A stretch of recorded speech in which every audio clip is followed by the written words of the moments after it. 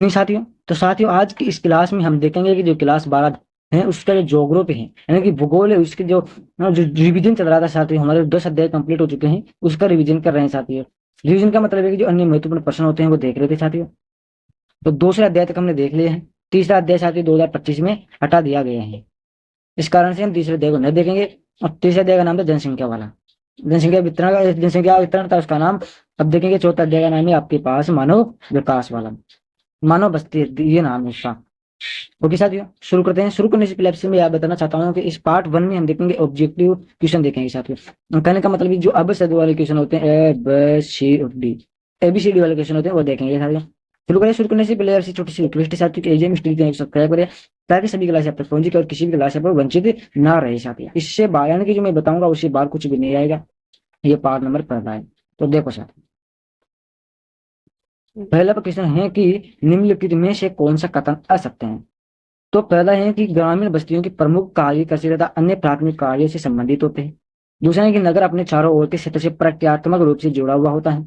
तीसरा है कि नगरीय बस्तियों में निवासित जनसंख्या या सामाजिक संबंध घनिष्ठ होते हैं। वह है कि भारत में नगरी का अद्वितीय प्रौद्योगिकी काल से हुआ है। तो इसमें आपके साथ हो जाएगा साथियों सी वाला, यानी कि नगरीय बस्ती में निवासित जनसंख्या के सामाजिक संबंध घनिष्ठ होते हैं। घनिष्ठ यानी कि जो घनिष्ठ यानी कि जुड़े हुए आपस में संबंधी, घनिष्ठ यानी कि जुड़े हुए होते हैं, यह मतलब बताएं। दूसरा प्रश्न है कि आकार के परिवर्तित होने पर बस्ती के निम्न में से किन में बदलाव आता है। कहें आकार की जो आकार होता है उसमें परिवर्तन होने पर बस्ती के किस किस कारण में बदलाव आता है। तो डी यानी कि आर्थिक अभिलक्षण में परिवर्तन होता है, सामाजिक संरचना में बदलाव आता है, पारिस्थितिक तथा प्रौद्योगिकी में बदलाव आता है। तो डी इसका बिल्कुल सही आंसर हो जाएगा साथी। तीसरा क्वेश्चन है कि राजस्थान में गुच्छित बस्तियों की अवस्थित हेतु सर्वाधिक महत्वपूर्ण कारक है। तो हो जाएगा जलीय संसाधनों की उपलब्धता है साथ ही जो गुच्छियों बस्ती की जो अवस्थित हेतु सर्वाधिक महत्वपूर्ण कारक है, जल होना बहुत जरूरी है।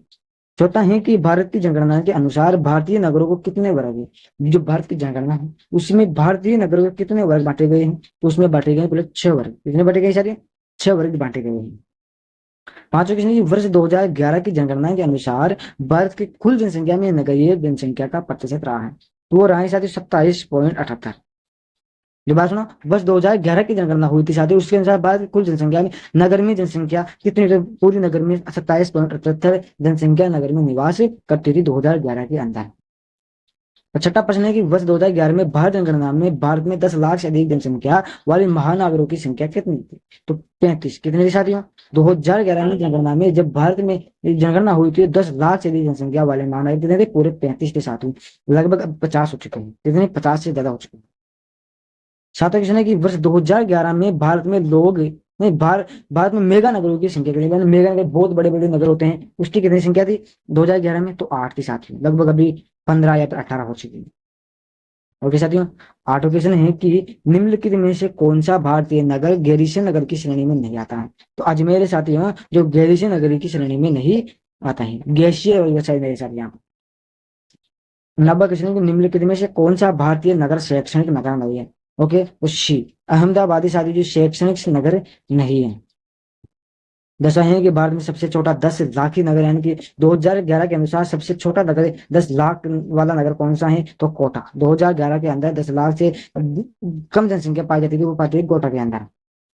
11 क्वेश्चन है कि भारत का सबसे बड़ा नगर कौन सा है। भारत का सबसे बड़ा नगर कौन सा है, तो सी मुंबई। वर्तमान में भारत का सबसे बड़ा नगर कौन सा है, तो मुंबई हो जाएगा साथी। क्लियर हुआ।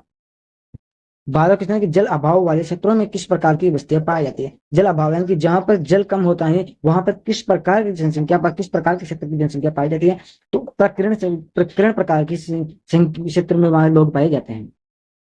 13 क्वेश्चन है निम्नलिखित में कौन राजस्थानी नगरी है। निम्नलिखित में से कौन राजस्थानी नगरी है, तो चंडीगढ़ के साथ ही जो निम्न में से राजस्थान राजधानी नगर है। 14 क्वेश्चन है कि निम्न में से कौन प्राचीन नगर यानी कि जो पुराने जमाने का नगर है वो कौन सा है, वो पटना। बहुत पुराना, प्राचीन यानी कि पुराना नगर, बहुत एक पुराना नगर है साथी, कौन सा, पटना। 15 क्वेश्चन है कि जमशेदपुर किस प्रकार का नगर है, तो ये हो जाएगा औद्योगिक। सबसे ज्यादा औद्योगिक कहाँ पर पाए जाते हैं, जमशेदपुर में पाए जाते हैं साथी। किस प्रकार का नगर, औद्योगिक प्रकार का ये नगर है। 16 क्वेश्चन की भारत का सबसे बड़ा नगर कौन सा है, तो आगे सबसे बड़ा मुंबई, कौन सा है, मुंबई आ गया साथी। क्लियर हुआ। 17 क्वेश्चन है कि भिलाई किस वर्ग का नगर है। यही ये भिलाई वो किस प्रकार का किस वर्ग का नगर है, तो हो जाएगा औद्योगिक नगर का। कौन सा, औद्योगिक नगर का। 18वां क्वेश्चन है कि उदयपुर नगर किस राज्य में स्थित है? तो राजस्थान में। उदयपुर नगर कौन से राज्य में स्थित है? राजस्थान राज्य में। किसी संबंधित क्वेश्चन आ रहे हैं आपके सामने। क्लियर। तो दूसरा क्वेश्चन है कि निम्नलिखित में से कौन सा नगर नदी तट पर अवस्थित है?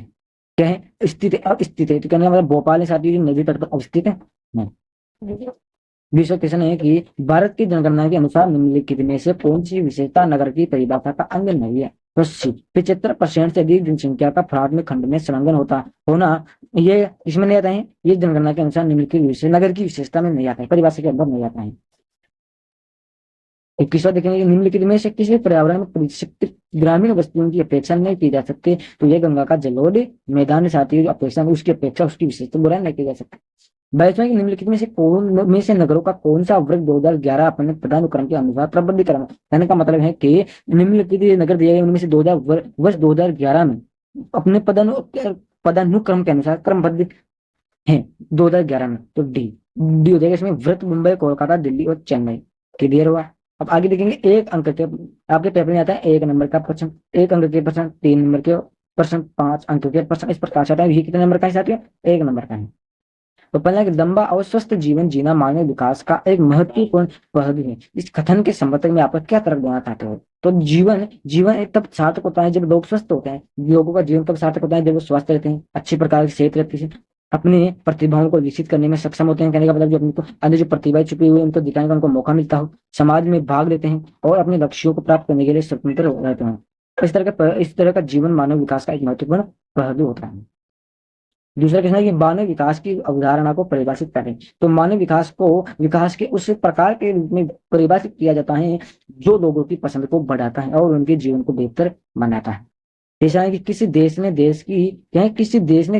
की प्रगति के मार्ग के रूप में सकल राष्ट्रीय खुशी की घोषणा की। All India 2014। जो ऑल इंडिया की जितने भी प्रश्न है साथियों, कहने का मतलब बोर्ड एग्जाम उससे 2014 की एग्जाम में ये प्रश्न पूछा गया है। तो किसी देश की प्रगति के माप के रूप में सकल राष्ट्रीय खुशी की घोषणा करने वाला देश भूटान है। राष्ट्रीय खुशी GNH। क्लियर हुआ। 14 क्वेश्चन है कि मानव विकास सूचकांक में सर्वोच्च स्थान पर रहने वाला देश कौन सा है? ये अखिल भारत में जितने भी एग्जाम हुए हैं इसी रिलेटेड 2014 में क्वेश्चन पूछा गया है।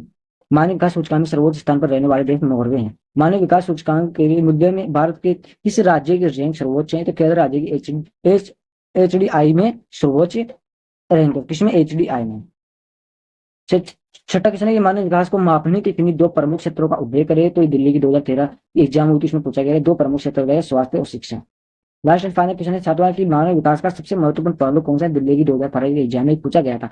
शिक्षा, स्वस्थ जीवन और संसाधन मानव विकास के सबसे महत्वपूर्ण पहलू है। तो क्लियर साथियों, हमने 22 तो ऑब्जेक्टिव क्वेश्चन देख लिए साथियों।